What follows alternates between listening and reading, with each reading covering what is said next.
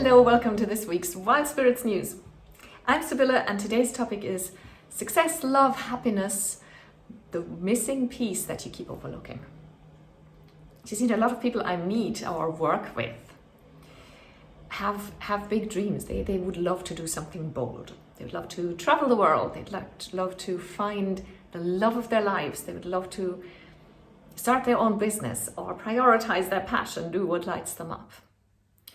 And then they end up never having enough time, or they keep meeting people who offer lukewarm love rather than epic passion. And they work day and night just to make ends meet. And it's not like they're just wishing for their dreams. These are people who put in the work, right? Who work for what they want, who, if they want to attract love, they are decent people themselves, loving and decent people. They don't expect anything they're not willing to give. So that's not the reason. And I have found out that there is one ingredient that tends to be missing. And your mission today is to learn this missing piece that you need to attain pretty much anything that you want in life. Task number 1 is called What's the Missing Piece? You may have heard self-help gurus and personal development success gurus say, you have to trust, you have to visualize yourself as like you're already rich or like you already have the success. You have to trust first and all the rest. And we tend to react with a bit of cynicism to that. I've heard people say the likes of, yeah, I should feel rich. Yeah, once I have my first million, then I'll start feeling rich. Or you want me to trust? Well, once I've found a partner who is worthy of trust, I'm going to trust them. And that sounds perfectly reasonable, but at the risk of sounding a little bit naive, experience shows that we have it backwards, that this is not actually how it works. In fact, it seems like you need to trust first for these things to happen. For somebody trustworthy to appear in your life, you have to become the trust that you then attract. You have to project and exude the richness before the money flows into your life.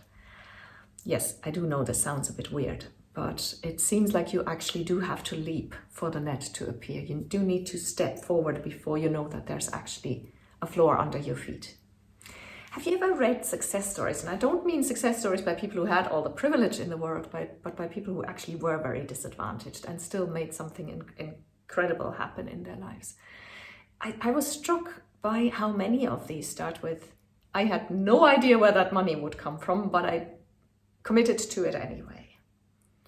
Or I didn't know what I was doing. I wasn't an expert. I hadn't learned it. I just knew I wanted it. And so I went for it, and the like. So that it seems like there is actually something to this.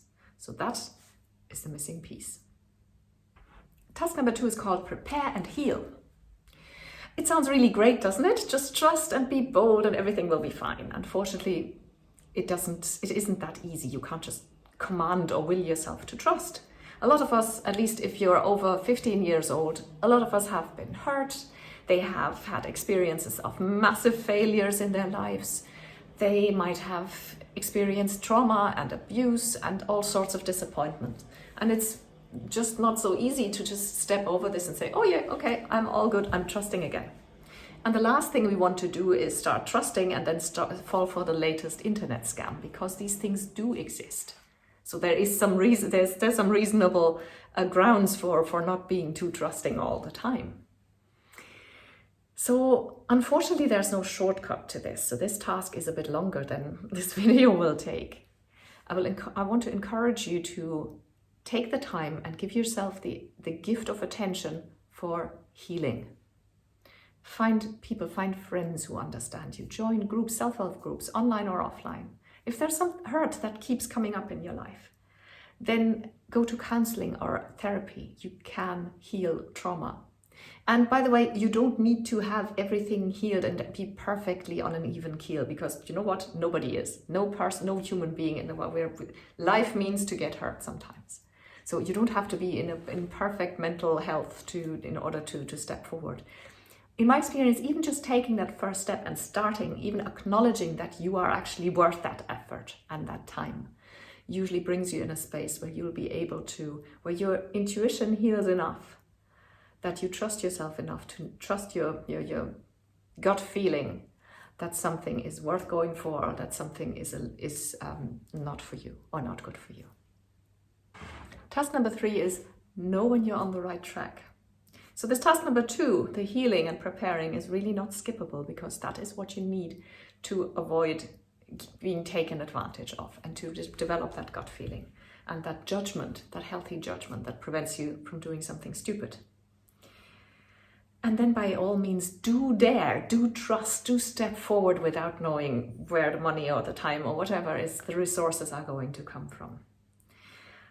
Here's a bit of a self-test I can teach you very quickly to know whether you're on the right track with something.